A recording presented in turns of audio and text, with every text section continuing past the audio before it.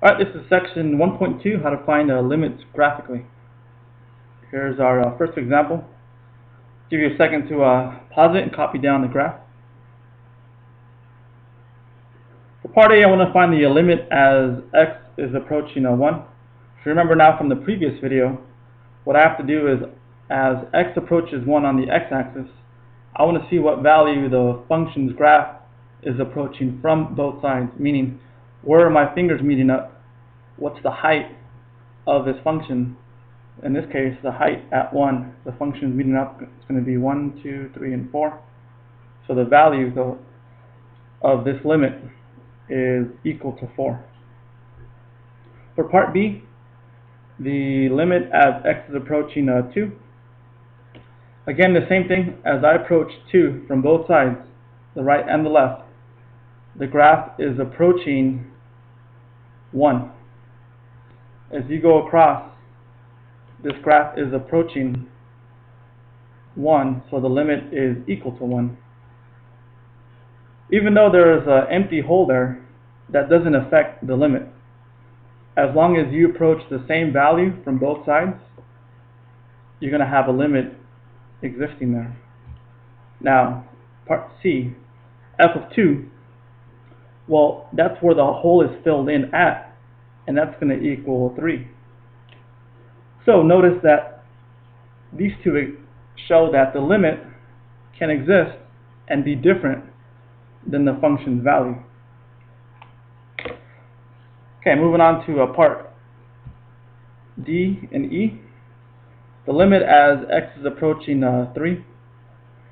Again, we said that the limit has to equal the same value from both sides for there to be a limit existing, meaning that if I approach 3 from this side on the graph, and if I approach 3 from the other side, they should meet up at the same point.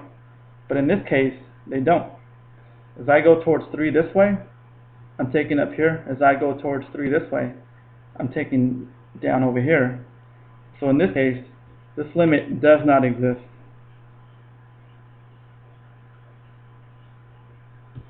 So we write the limit does not exist.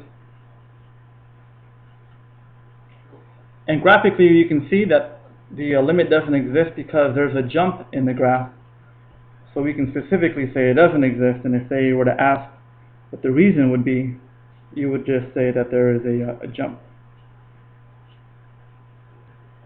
Now, part E, how to find the limit from the left. I just look at what value it's approaching as I go towards 3 from the left, which in this case is going to be equal to 2. As I approach now 3 from the right, I'm going towards 3 up here, which is sending me over to, I believe, 1, 2, 3, 4, and 5. So this value over here is 5. So I could have individual sided limits exist from the left and from the right, but because these are not the same number, they're not the same value, the overall limit doesn't exist.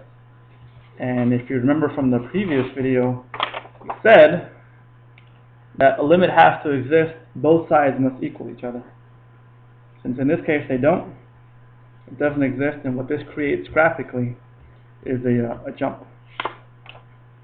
Alright, and I believe we have one last one, G, which is the limit as x is approaching 5. Now, I have to be able to arrive at a set number for a limit to exist. In this case, as I approach 5 from the left, looks like I'm shooting down towards negative infinity. If I approach 5 from the right, I shoot up towards positive infinity. And you should know this little dotted line to indicate a vertical asymptote. So this limit also does not exist.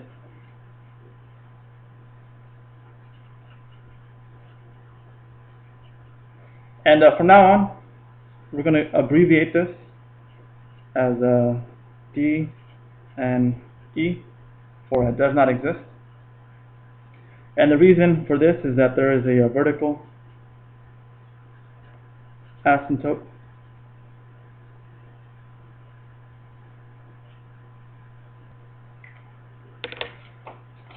So we have, in summary, limits that don't exist graphically. There's two reasons a limit could not exist. First of all, there could be a jump, or there could be a vertical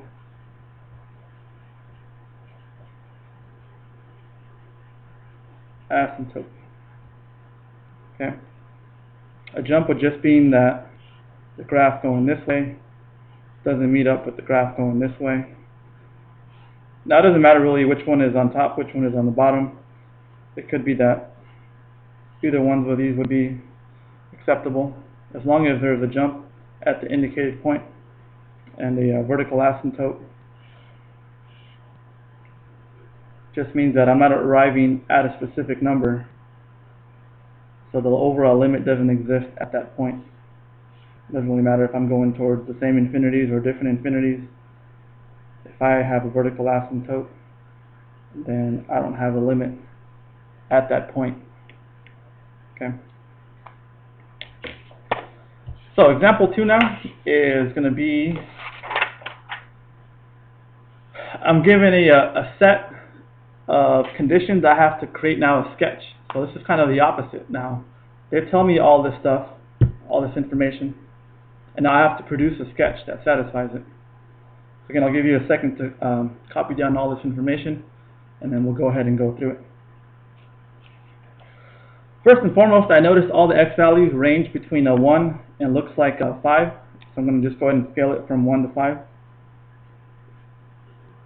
There's no need to go all the way to 10, or no need to go to any really negative values as far as the x is concerned. And as far as the y coordinates, or the y values, it looks like it ranges from about -1 to the highest value I see is 4. So I'm going to scale it from -1 all the way to 4. Okay, first thing I see for the condition is that the limit as x is approaching 1 is equal to 3. So that means as I go to 1, I have to be able to approach 3 going this way, and let's say going this way. Oh, look at this. I see that this is -2, so I have to bring this down a little bit lower to -2.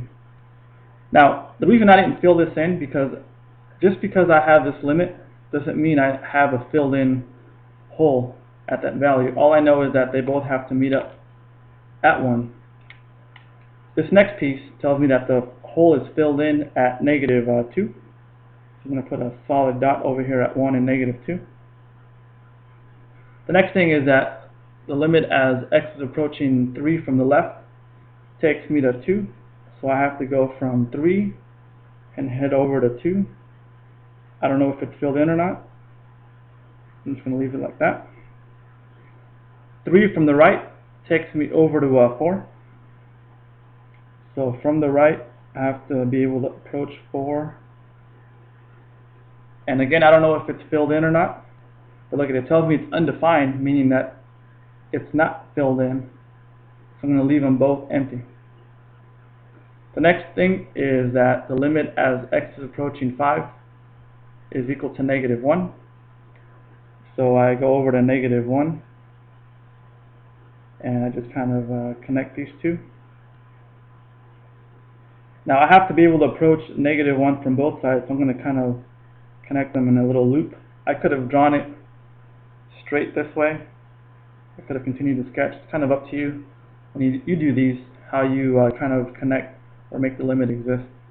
The last thing is that f or h of 5 is equal to -1. So I'm going to go ahead and fill this in. The limit is equal to the definition, so it's a filled in hole. And that's it. This graph satisfies all these conditions, and we're done.